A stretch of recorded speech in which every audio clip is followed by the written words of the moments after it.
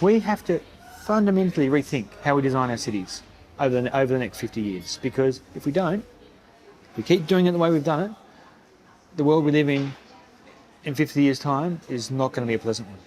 For me, Fremantle is really important in that big picture. And the reason is, if a place like Fremantle can't show the way forward as a sustainable community, where can we do it? We're wealthy, we live in a great place, we've got the great built form foundation. If we can't be a model for a sustainable city, then who can? That black and white thinking, that oppositional politics, for me is the old politics that actually isn't getting us the results we need. And I think going into the future, the results we need is actually going to be a collaborative approach across traditional boundaries. Someone gonna fill my cup. I have lived in Fremantle for 46 years in this house, and I love this city. I was a Fremantle councillor here from 1976 to 80, which is a long time ago. Since then, I developed a global, national and state orientation for my work about regenerating cities.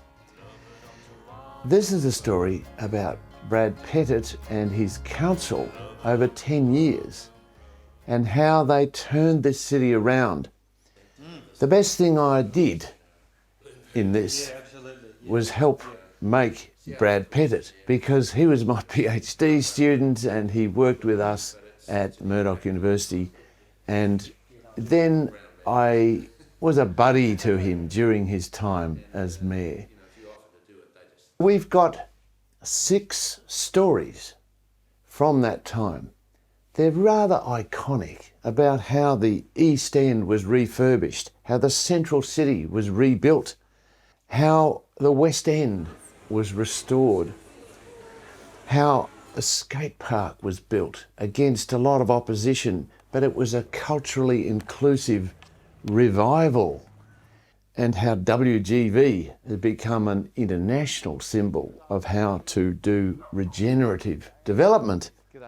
And finally, a deeper level, how Aboriginal reconciliation was achieved through some extraordinary symbolic changes.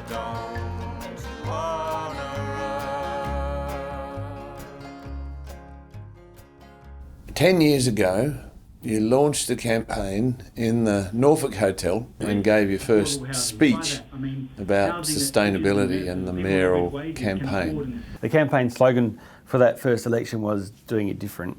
And because we actually, what we wanted to do, we said this is an opportunity to do something different for the city that could get us much better outcomes. There's a real sense of a diverse team behind it, the campaign, all the way from the business community to academics from the ISTP to people who were heritage advocates, actually understood that this is actually where we needed to go if Freo wanted to go forward. We started to articulate this vision that said, actually, this is how we can do this. We can make Fremantle a vibrant centre that has more jobs, that has more people living downtown, that has a greater diversity of people living in its city centre, has more visitors, but does so in a way that enhances and protects our heritage buildings by adapting them and using them, and also through the process decreases our environmental footprint. And I think it was a vision that Freo people got. And the team that got elected with you? It was a hard-hitting team. That was really important for me, because that meant that, because this is not a job you can do by yourself. This job only works if you've got a good bunch of people working with you. How many in that team? There's 12 on the council, half are up each time, so there was kind of 6 elected. And what that meant, there was a fundamental shift on the council.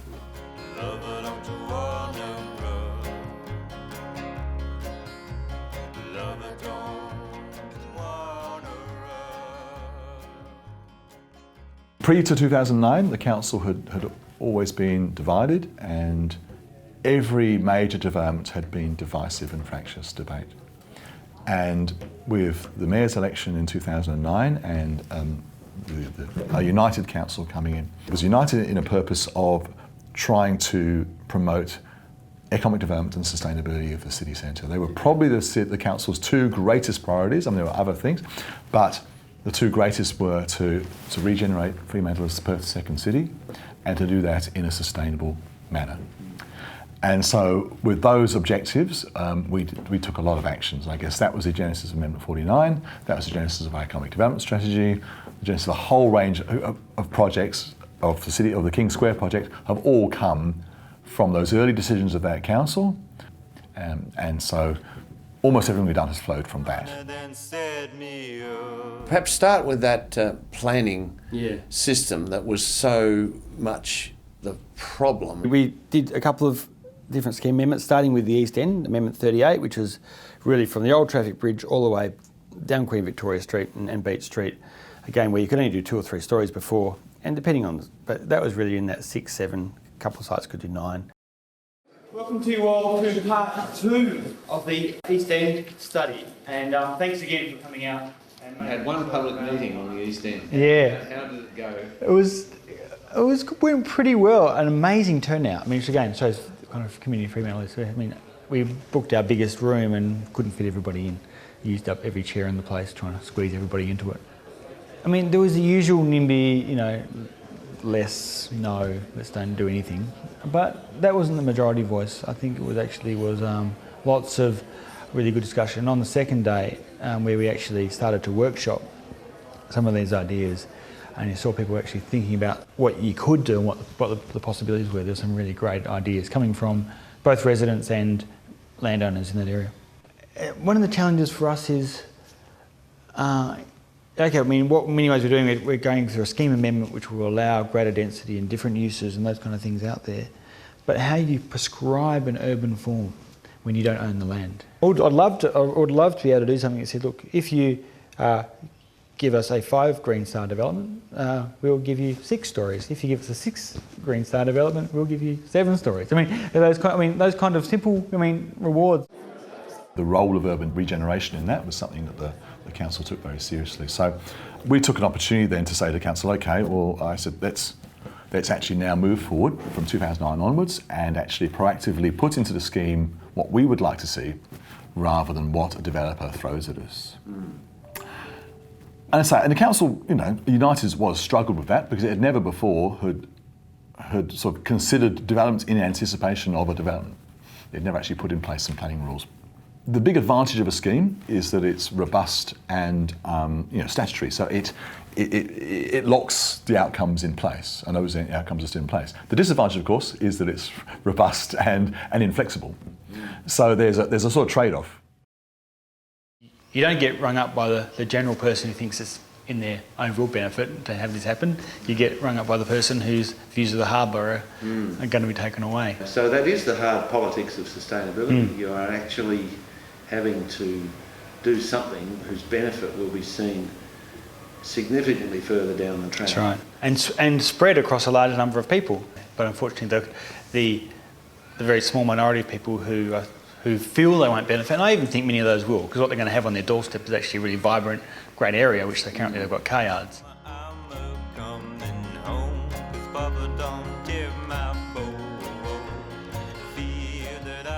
Something that has been considered in the East End study is, shouldn't there be some sort of mid-block linkage through to Queen Victoria Street, and we also perhaps set aside some of the car park land as open space. Maybe it's like maybe a town square, maybe it's a small park. We might make the occasional silly decision, but we're not complete buffoons. This is just something that we're exploring, and we really want to make this a conversation and not something where it's about opposition parties versus us. I'd like to sort of have some idea of how we can proceed from here.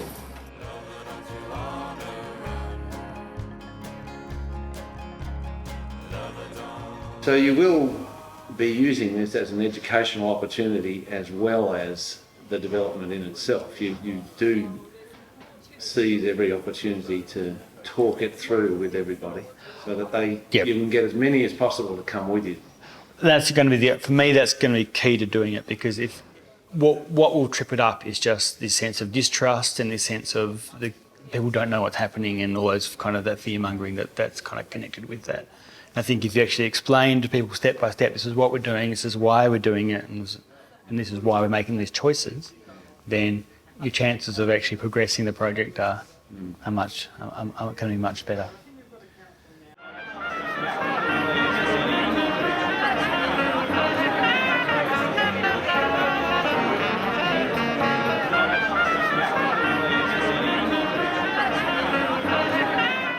What I want this talk to be to say there's a clear mandate that Fremantle does want to develop and grow as a city, but we want to do it in a particular way. We want to be a green city and we want to grow our retail base, we want to grow our jobs base and have more people, and we need state government support in actually heading down that direction. The timing is great. We thought, well, this is a good opportunity for him to understand where the thinking is in Fremantle and for him to also share his ideas about that. And it is an interesting conversation between, I guess, someone who's far more green and left than the Premier would be, but actually realise we have a lot in common.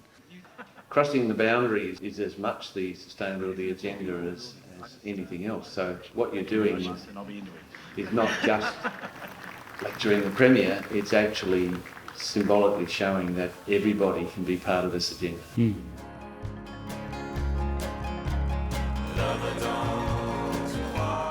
The plan is that we're going to try and keep it short and manageable. We've had strategic plans in the past that are just slightly shorter than the Bible. And my general sense was it was good. Lots of people came, and what was great is lots of people I didn't recognise. So that sense of we're starting to engage with new people was really good. And what about that table that said they wanted to have a vision that comes from the community, not from you or the council? I guess then I come back to the thing, how do you do that? I mean, the reality is that elected members are elected by the community to try and capture their vision. That's what our job is. And then we bring that back to them and say, does this capture what you hope we would do? So that's exactly the process we're doing.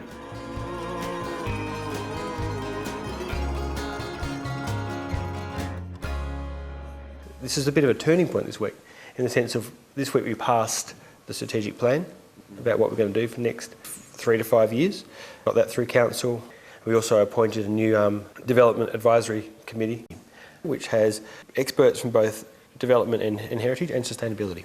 They'll be paid committees. This is our first paid. We can pay $200 an hour and actually look at only major development applications, 3 stories and above. The other key one was, which again is linked to sustainability, about engaging your community and making sure they're part of it. They will only meet for 6 to 9 months and they'll come up with an outcome for council to implement.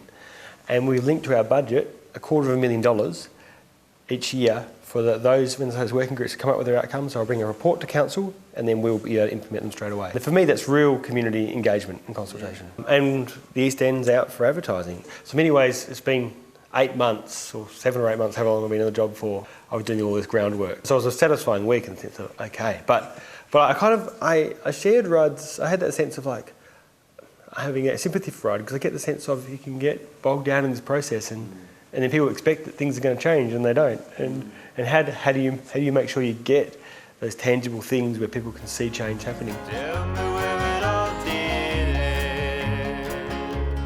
Good evening. Welcome to the 105th Fremantle Festival, the longest running festival in Australia.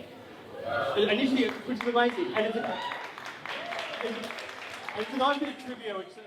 What I think was great about the festival this year was we took risks. We said we want it to be fresh and new, and then it was about really us employing some good people who knew lots of good local people and are really well connected and could show the best of Freo, and then us, the council, the officers getting out of the way. But what was great is the people they employed knew all the Fremantle artists and they got them all involved. We had hundreds of people just all getting together to volunteer and show off the best of Freo. I think that a deferral might help. I mean, this is probably the biggest change in the town plan scheme in 200 years. That extra one story does make, I think, a huge impact. That extra one story to me not only diminishes the buildings across the road, it doesn't even fit in with the original wool store. So on Councillor Dowson's amendment, put that to the vote. All those in favour? Those against? It's lost. We've still got to go through council on Wednesday, get signed off by the minister early in the new year, and then I guess assuming the global financial crisis doesn't come back Mark II and that there is money around, we'll see some real development there. I know that these e.g. property funds and others are keen to go. It's been a year in the job, and that's been the main project. Anyway, that's the project that I got elected on, and if I can deliver on that in the first year, that'd be nice. Looking back over, you've retired in 10 years' time, what are the other foundations that you've laid that have borne fruit in that period? One of the ones which I think will result sooner is actually trying to create a city where a culture in the city in which we say yes to things and take more risks. And in terms of our public spaces and how we imagine those, having unconventional but really fun spaces. And I want that to be the Fremantle approach to public space, where people feel comfortable in public spaces. They play games, they play ping pong, they read books, they surf the net, they hang out. And I think if I can start to really widen out the places people hang out and really, make them feel a little bit edgy and interesting, and I think that'd be a great thing for Freo. That excites me because I'm confident of seeing those things in the next few months actually take shape. Is it mostly just a thing in people's minds? There's a bit of the main advantage of having rail is that it's an urban form you can't shift easily. Since we last spoke, East End, or the Outer East as we're now calling it, has been gazetted by the Minister, and now that's planning law. So really now we have to work with the landowners in that area to encourage them to actually put in development applications, and the global financial environment is not the most conducive to that at the moment. But is there interest? Oh, certainly there's interest, and so obviously I'd like to see something sooner rather than later. Although again, Fort Knox is looking good as a major redevelopment project that's back on track apparently. As a way of kicking that off, we've actually started some major street level urban upgrades around changing the streets in that area, putting in bike lanes, proper parking, narrowing it down to one lane in each direction, putting in street trees and street furniture as a way of actually saying this is going to be a new destination for our city. It's going to be where we're going to have a couple of thousand people living. It shouldn't just be a road that you pass through. And that's actually probably been one of the real success stories, is seeing, and there's a long way to go on that in terms of a lot of car yards, but some of those car yards are now major apartment buildings holding with hundreds of apartments each. The big apartment building you can see down there is by Defence Housing Australia. It's called Live. It was one of the first One Planet developments. Again, really sustainable, lots of solar, lots of really great sustainability features embedded into it. Of course, you've got Heirloom on the other side there, which was a retrofit of an old wool store that had sat pretty well derelict for many decades. What was a pretty well, nothing happening here really. Yeah. Now you've got 180 odd apartments in the Heirloom here, over 160 apartments here in Live, and you start to get that sense of what it can look like. Obviously, there's tree cafes and these kinds of things moving. It becomes a little precinct in itself. It's got this connectivity through, great for the public artwork. Touches everywhere. Yeah, really great mix of affordable housing. So some housing for Defence Force workers. Oh, right. Some low-income housing all the way through to very expensive kind of housing with views over the port. Yeah, very nice. And the kind of thing you were hoping for. Exactly. Actually, that's what's been nice about being in this job for 10 years. I mean, is that whilst these things have been slow, you've seen this from idea to reality. Yeah. And actually, when I go back and look at the mock-ups of the idea, this reality is actually better. Yeah. And that's part of our ambition has always been to get around 5,000 people living within walking distance to the train station. Yeah. I mean, that will be achieved with lots more developments like these. Yep. That's about the density levels you need for any serious walkable transit-oriented development, which Fremantle always was, but it lost a lot over the years, right. and you're recovering some of that. Yeah, and that's what's amazing is that to think that when I became mayor, there were less than 1,000 people within walking distance of that train station. I mean, it was like, it is amazing to think how do we let that city hollow out so badly. So now that has been the big challenge, is bringing people back into the centre, but the timing's right. People are downsizing. People do want to have apartments. The culture's changed over that time, and Freo's ready for it. Got over 180 apartments in there. Again, a real mix of affordable all the way through to $1 million plus apartments overlooking the harbour. A great reuse of that heritage fabric. Kind of telling that story of the layers of Freo. Yeah, and you only need to look a little bit that way and you see the car yards ready to roll. Right. It's the end of that era coming, and it's going to be transit-oriented, walkable development, not car yards. How symbolic is that? And then the second part of that was the city centre bit, which was explicitly didn't do the West End because we wanted to protect that and get it on the state list, but the parts outside the West End of the city centre, which again were very restricted, where we took a very site-specific approach to that, but again you could do different heights from 7 to 10 stories depending on the site.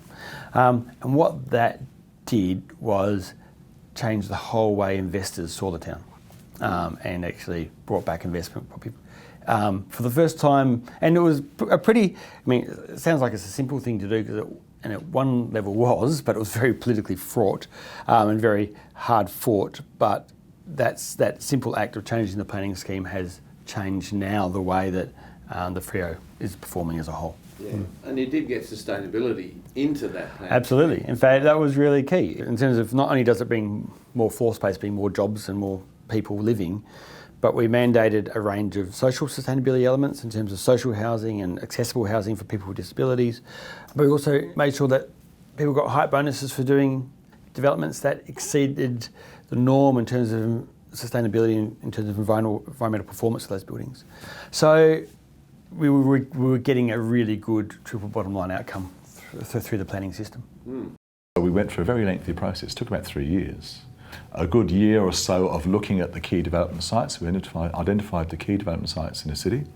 We did every bit of sort of planning analysis you could on the sites, from overshadowing diagrams to classic street dimensions and widths and proportions, to long and near distant views. Everything we looked at. We also had in mind, the council had set a target around quadrupling our resident numbers and doubling our employment numbers as part of its economic strategy. So we also had in mind around getting a volume of development, allowing for at least a volume of development that would facilitate that. And the reality is, I think we have far more talent in our community than we do simply within our organisation. So it's about actually really drawing on that. But also, that diversity is really important as well, rather than just a couple of heads thinking about things. Having that diversity, we can start to work across some of the challenges and the cracks in the Freo community. One of our working groups that's yet to bring back a report is the strategic city centre sites. Now the real big debate in many ways around this is, what do we want to see on them? We're into a new more controversial area around the city sites. That's coming to council tonight actually, for the initiation of that scheme amendment. But currently it's 2 to 4 stories depending on the site, with possibly a 5th setback. This will be 4 to 7, some sites up to 9. Yeah, well, it's going to need that to get people interested in investing. It is central city. But it's amazing the pushback you get still. I've been getting an extraordinary amount of, there's an hysterical response. Including from the local papers, and the Herald primarily. Yeah. Just this kind of like, the world about to come to an end. What's council doing? They're going to destroy Fremantle forever. And I'm actually thinking, are we being ambitious enough? That's the reality. Are we doing enough to turn it around? Yeah, and we did try and actually go beyond the 9. We're not necessarily beyond, but we tried to say, let's just don't put caps on. Let's just talk about quality. And of course we just, unfortunately, some conversations you can have in Freo and some you can't. Some complicated things we're trying to do, which of course they like to set up as a very black and white issue between horrible, greedy developers and those who saved Fremantle. It's that confidence also that says that what we're talking about here is the right way to go. And the more you explain it, the more you'll bring people with you. It's actually believing in what you're doing.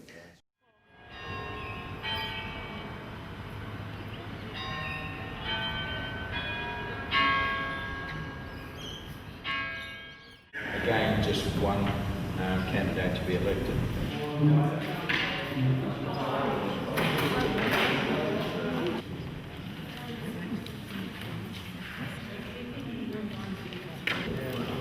You only had good candidates. That was an interesting thing, an election which I felt entirely relaxed about it, because I was like, only good people are running.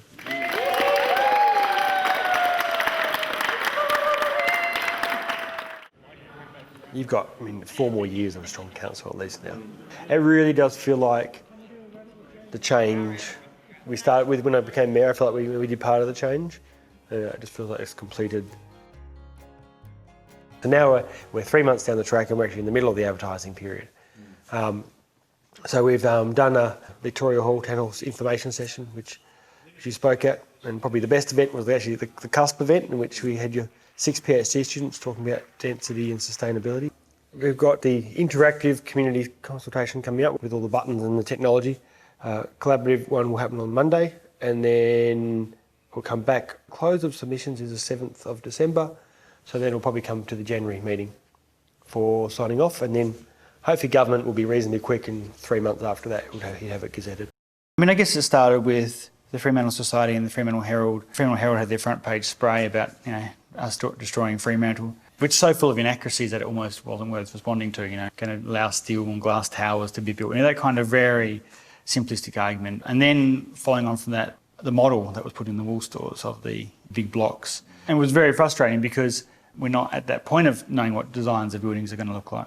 And to have a worst case scenario kind of put in front of people and the reaction to that, you know, it was challenging, because you're trying to say to people, these are simply building envelopes. They're not going to be big square blobs.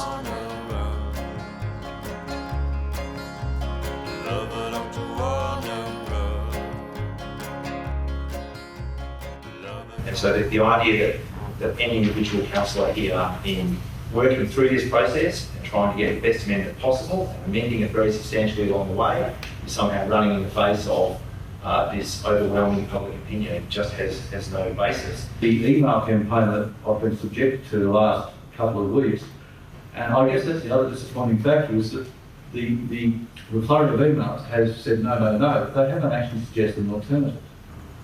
This is not a time to waver.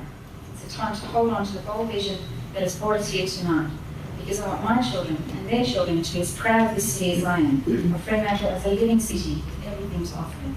And I think, while it's not perfect and everybody will have slightly different opinions about where we got to on that, I think we've done really well. And I hope after tonight we will now have an invitation to the development industry to come and do quality design in Fremantle that will actually help us revitalise the place that we love and care for.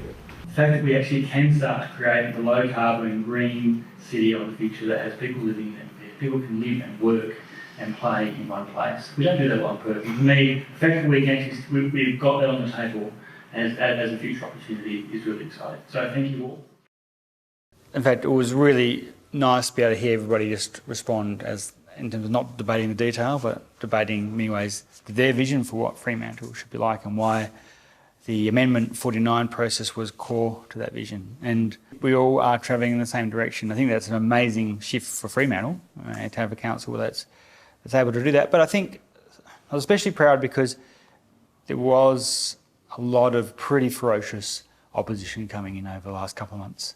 Hearing, I mean, again and again, that vocal minority kind of hammering the councillors for a couple of months, I think was hard. And I think that came through in the councillor speeches. After the meeting, when we were very excited it was all done, but there was that real sense of a director of planning saying, okay, well now it's into the design policy and the King Square project. So you're like, oh, give me that sense of relief that you finished one thing, but knowing that the next thing's right on its tail.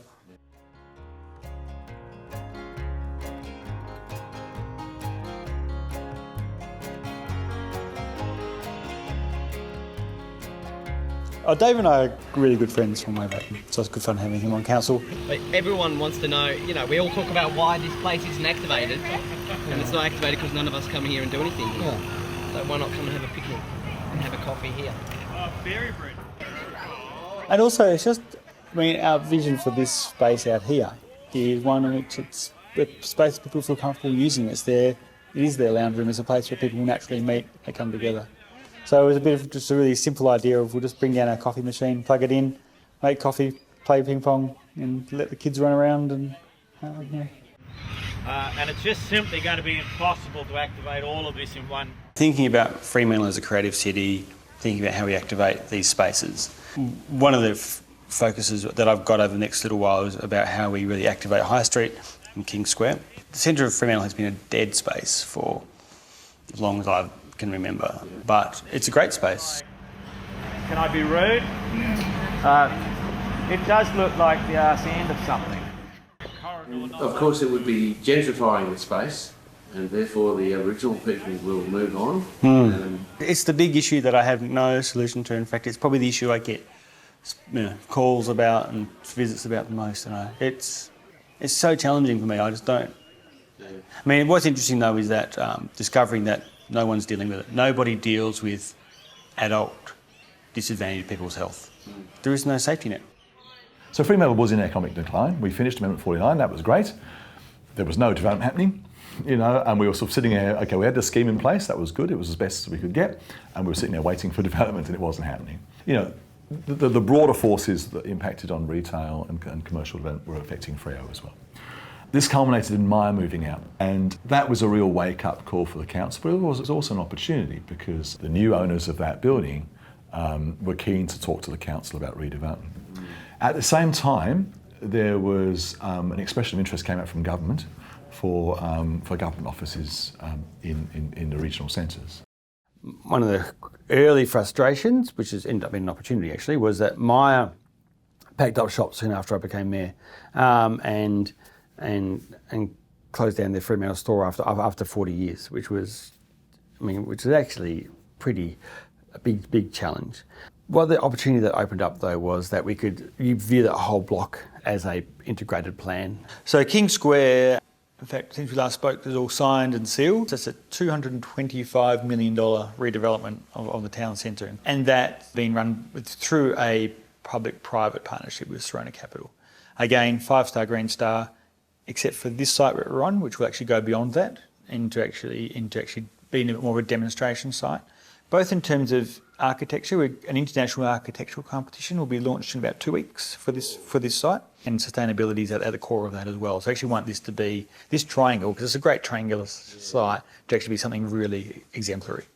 You've got an election coming up now. Yeah, that's right. So it's been 3 years and 10 months already, or 3 years and 9 months. And you've got to convince people that you've been doing something. I mean, that is the real challenge, because I think I've got no doubt over the next few years you're going to see the fruits of those labours, actually become very visible.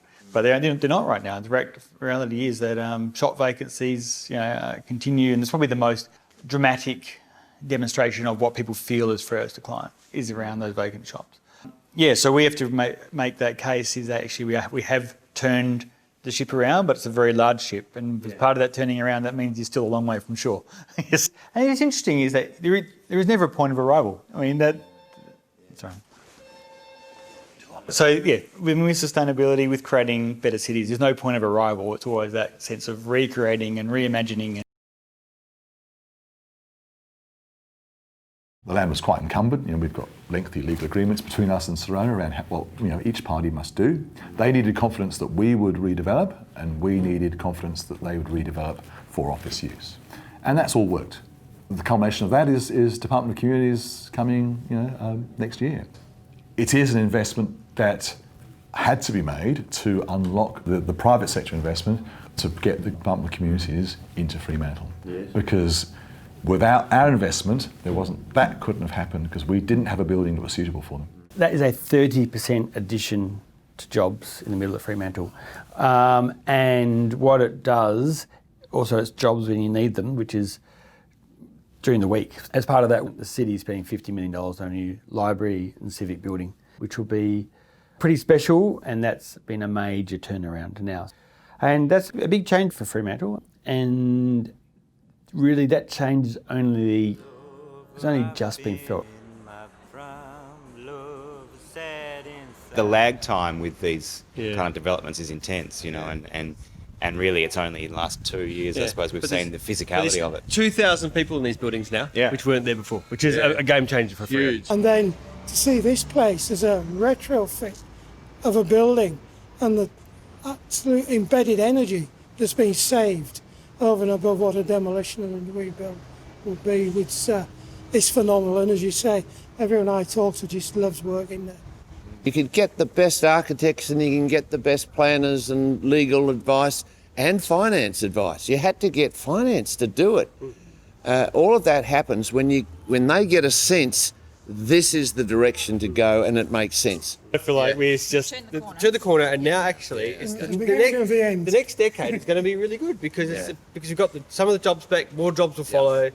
The residential bit is probably the next big of the equation. That is a lot more work to do, and then the city really starts to work, as it should, as a second city that's vibrant day and night. Yeah, well, that's a big change. Yeah. Well, full credit to Brad, I think, because you talk about leadership, and it was a group of councillors, but there's still, I think that really early vision that we all picked up and ran with. Brad was kind of the spokesperson, and so whenever there was any issues in the media or wherever else, Brad stood up there, and full credit to him, didn't waver. I remember, Brad, you said to me once, I said to you, don't you get stressed about all this attention, negative attention and negative press attention? And you said, you're only stressed when you don't know whether you've made the right decision or not. You're never stressed if you know you've made the right decision. And I kept hanging on to that and thought, at all those meetings where there was, very nice.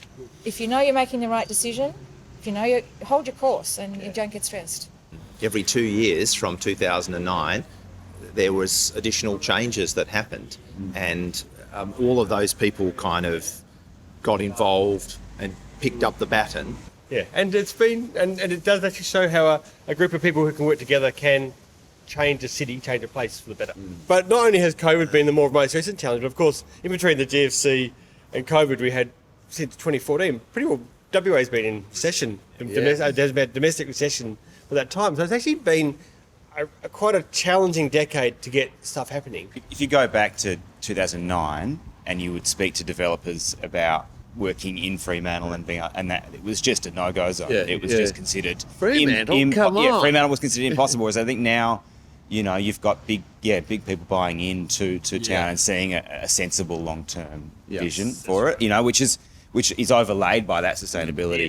Yes. There's a lot more to sustainability though than economic sustainability. I mean, we've talked about that a lot, but the whole social side of things has been really important, and it's been a massive turnaround, I think, in the city in the last sort of 8 to 10 years as well, with the way it's tackling, the hard issues, the antisocial behaviour and homelessness around, especially around in the CBD area.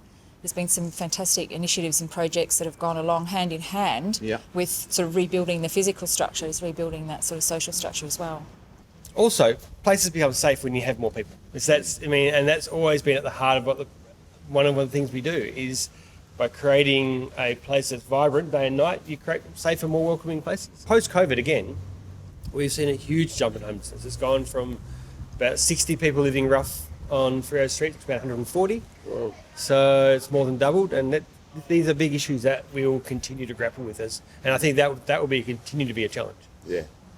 What I think is interesting about the three parts of the buildings here is that this council has delivered really once-in-a-generation restoration of the town hall. So the town hall is a piece of 19th century built heritage, and it's been brought back to its very best, keeping it, I guess, pristine in that form. Then you have here something that was built in the 1960s or something, a brutalist kind of structure that, as John said, it's been retained, it hasn't been levelled. And some of the spaces and the dimensions of it have been kept and respected, but it's been given a new lease of life. And then you're going to have this brand new, state-of-the-art, international architecture competition-driven building. And those three pieces kind of sit together. And those are the layers of Fremantle, and that's what Fremantle's about. Sustainability. It's a zero net carbon building. It will produce more energy across the year than it uses. It's a cutting edge, amazing, not just piece of architecture, but actually designed for the 21st century in terms of the climate crisis. So, Heritage of the Future line, whilst overused, is important because this is designed to last for 100 years. And so many buildings that get built now are just designed to last for 30 or 40 years and knocked over, like we saw with the previous Queensgate building. It was built in the 80s and knocked down in the 2000s. So we want this. We really do want this. A bit like the town hall, where it was designed to last for generations. Yeah, it's a wonderful opportunity, isn't it, to build something that'll last for 100 years? Yeah. What a legacy, guys! And we've not been focusing just on the CBD. We've done some award-winning planning changes in the suburban areas as well. Yep, and they flowed from this.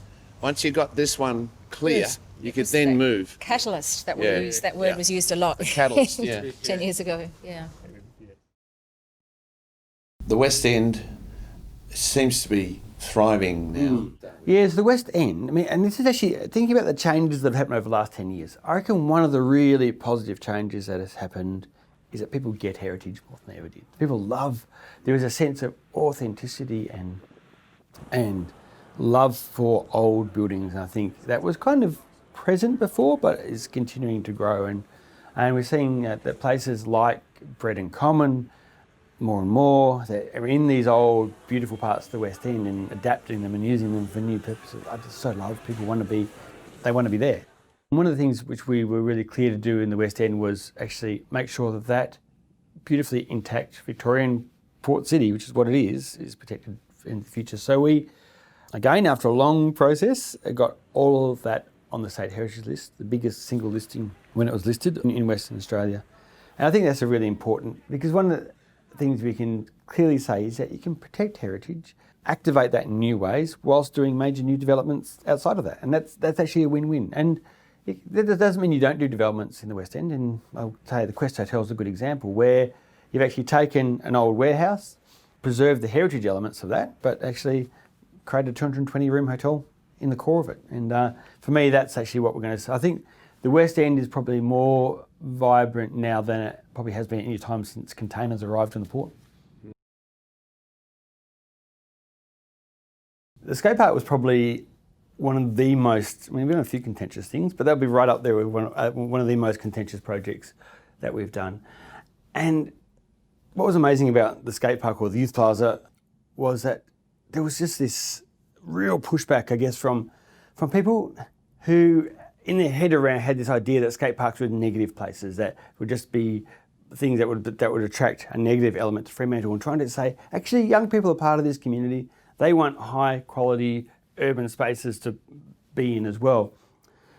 But through the design, we entirely flipped, I think, what the idea of a skate park in a city is. They've always, well, largely been, a skate park, something that you put, against the freeway in a dark back corner of a city, out of sight, out of mind, give it to the kids, and then you wonder why it kind of doesn't work and it has antisocial behaviour and graffiti.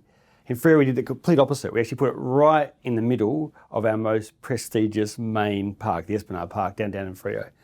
And that was really important, both from a symbolic and a practical level, because from a symbolic perspective, it said, actually, we want you guys right at the heart of our city. But practically, it also meant that this had to be a beautifully designed, functional thing that everyone wanted to come to and participate in. My time on council, there's probably three really momentous decisions the council's made. The skate park and youth hub was an amazing moment, where the council again really made and I guess one of the things I admire this council so much is that they really wear their heart on their sleeve. And in the chamber, there was a very positive, very clear message that we want to bring our youth into the city. We don't want to tuck our youth away at the side. We want our young people to be there, warts and all, and all the complaints about drug taking and all the allegations that were going to be made. And so it's so gratifying to go down there and see it, working so nicely and working so well in such an accepted part of the community. Similarly with small dwellings, again, the same thing, unanimously voted for, and great strong belief. And as a planner, that's so good because this council are up for innovation. They really, really are up to try and innovate. And Amendment 49, again, the same thing. I think we could have been a bit bolder, perhaps Amendment 49, but again, with hindsight, we didn't know that this council was going to last 10 years. I reflect on that, but it was very, very gratifying. So I'm remain very proud of that and of what the council continues to do. So I think it was a really interesting sense of, I hope, of showing that if you do projects right, you do them with your community, and we try to engage the youth the whole way along the design process for this and how it was, and you really invest in it properly, the project at the end is good for everybody. And there was that sense of, I think a lot of those really anti what the council's doing brigade kind of saw that and went, oh, actually, we can see actually there are some good outcomes here. And it was a great win. I mean, that was what was amazing, was it was actually what I loved about it. And in fact, it made the front page of the West Australian at the time. I still remember that front page, the Battle for Fremantle was called. That's great. Well, it was. I didn't see it that way. The way we are seeing it now. It was a cultural battle. And it was one for inclusive cultural processes and basically rejoicing in the diversity of the city. Exactly. And I think you could actually see that as a real turning point because I think the underlying part of this battle for Freo was Was Freo just going to be a dormitory suburb that got increasingly wealthy and was kind of a nice place for people to retire to, and it was all quiet and nothing happening? Or was it going to be a vibrant city, many hours of the day that included and encouraged a wide range of people to participate in it? And I think if there was a battle for Freo, I think the second vision won. We started really in the 10-year period. Climate change was on the agenda. Tell us the story of carbon neutral in Fremantle. So Fremantle was the first carbon neutral local government in Western Australia, the second in Australia behind the City of Sydney. It's actually going back to 2009, and it's something that we've consistently done. What's evolved over the last 10 years, which I think has been really interesting, is the way that we've especially seen renewables come rapidly down in price. So it's actually meant that it's not just being carbon neutral now, where we invest in green power or offsets, in terms of which might be planting out trees in the wheat belt, but we can actually now also use that to invest in locally produced renewable energy. We actually set a target now of actually getting towards 100% locally produced renewable energy by 2025. What we'll see next year is we're going to be putting a almost 300 kilowatt system on a new council building, which is part of what we anticipate will be a zero net carbon building. It's designed to be a building that produces more energy throughout the year than it uses. This is entirely possible now, and that building will pay for itself in terms of its energy cost and investment in those renewable technologies in under 5 years. It's just such a strong investment, but also it's good for the climate. And that symbolic act actually has translated now into a series of projects in the community as well, not just in your own buildings, like WGV in the East Village. And these projects are showing similar economic gains for urban development that enables cheaper, more attractive options for Fremantle residents. Over the last 10 years, this would probably be one of my favourite stories, because it was an old school site, and it was 10 years ago, it was going to be carved up just for your standard McMansions, single lot residential, and just sold off. And the community actually said, we want something better. We want something that's got sustainability, it's got community, that's got affordability, that actually shows what 21st century infill should look like. So instead of just carving it up and selling it off, we instead have an amazing exemplar project, which has got a really great mix of housing types, everything from your family housing all through to clever things like Gen Y house, which looks like a house, but it's actually 3 apartments designed by Gen Y for Gen Y, through to large-scale apartment buildings and the shack building. It's got that great mix. It's got more density than a community would normally allow, or even let alone advocate for. But it's actually what. So it's a wonderful story, and that's even without talking about the sustainability features. Yes. So I remember a meeting in a coffee shop in Fremantle with you and people from Landcorp and Josh Byrne, and these kind of people started plotting, saying, can't we do something different here? And I remember Warren saying, yeah, let's give it a try. He put himself, at risk in doing that. And this is one of those extraordinary rare projects where you've got the land owner, in this case the Landcorp, a state government development agency, a whole bunch of great supporting people like Josh Byrne and yourself and the council, all actually kind of travelling in one direction. And what actually is development, it got better. The more it went on, it actually got better. Normally you see something promised and then it watered down. This actually just kind of kept going, we could do this too, and this, and all of a sudden it kind of exceeded everyone's expectations. This, of course, was a fenced off, pretty unattractive sump that for a long time just kind of sat with a barbed wire fence around it. So actually what we're walking on now is actually drainage cells. And so it still works as a sump, but rather than needing to be fenced off, it actually can be a beautiful wild public open space right in the heart of the WGV. Development here is shacked, that we're housing artists and creatives. So we're given what was seen as the cheapest block on the site, opposite the barbed wire sump. Now I reckon it's one of the best. It's actually turned into the best block on the site. This will probably ultimately be largely a park, community garden, with some new, probably expanded facility for the hall. So we'll probably do a community kitchen or something on the back here. Well, that's what's amazing about it, is there was this amazing sense of community here. So that's the other really interesting thing, and it was an unplanned side effect, is that people are moving into a community. They feel like they're part of the community. They all get together, and that's pretty rare in Western Australia, where we do a great job of designing our community, really. Yeah. And so there's something pretty special in this, and I think some really important lessons from how this has happened, and think about how we can make this the new normal. It's got a bit of everything here. So it's got the shack, and in fact the whole WGV. Yeah. They've got this. This is Leaf. Firm, isn't it? They're selling all around the world. This is a very fast charger. This is actually a high quality charger. I see it driving around all the time. I really like this one because it's a private developer who just designed a elegant, highly sustainable building. Again, like Shack, it's got shared batteries and a lot of solar, but just simple things like cross ventilation through the apartments. Yeah. The last 5 years or so has been extremely sluggish, and this is pretty well sold out. So yeah, that's pretty good. They do a good job. The idea that you could have a housing development like this, of this range of densities, that is carbon positive. Yeah. I mean, you're right. You would thought it was absolutely some amazing European fantasy, rather than a reality right here in Freo. Yeah. Yep. So that's an achievement. It's one that I played a small part in, but I'm very proud that it's kind of happened in our community and that we've made it happen. It's still a bit off in terms of public transport. Can you imagine a trackless tram coming down here? Can we talk about public transport? In fact, if there was one thing this development hasn't done, and I think there isn't much it hasn't done, is the public transport side. And I think that's one of the great new opportunities. If you take, say, the Heart of Beaconsfield project on South Street, or even Knutsford itself, we're actually getting trackless trams into the heart of these suburbs, designing around them, the density around those. Then all of a sudden you're dealing with the whole transport emissions side as well.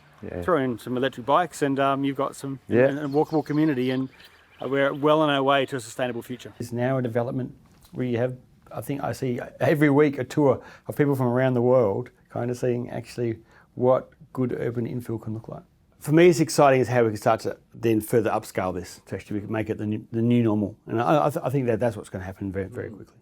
The choice for WA, the choice for Australia, is do we want to be kind of the laggard in that, or do we want to actually be a leader in that? And I think what we've seen in Fremantle with these collaborations is actually us demonstrating the leadership, but also showing how it's better in every way. It's better for the environment, it's a better place to live socially, and economically it's better as well. So, but it's been extremely frustrating how I think the culture war has been a real drag. I mean, drag on I think what change that should and in fact must happen more quickly.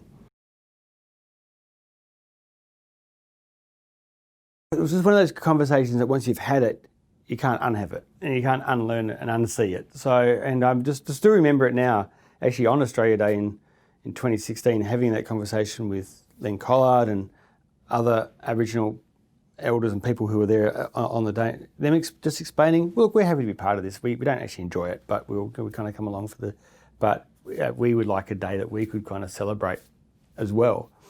We didn't quite realise what we were starting when we said on that basis, and I'm speaking to people in our community, that we want to do something on a more inclusive day, that we're going to start quite a national conversation, but that's certainly what happened. I think most Australians actually don't want to do things that are hurtful to others. They just haven't thought about it. And before 2016, I hadn't thought about it either. I mean, so I think there will be a bit of a learning journey over the coming years. But I think as more and more people think about it and actually then try to think about what's a sensible solution, another day will ultimately emerge.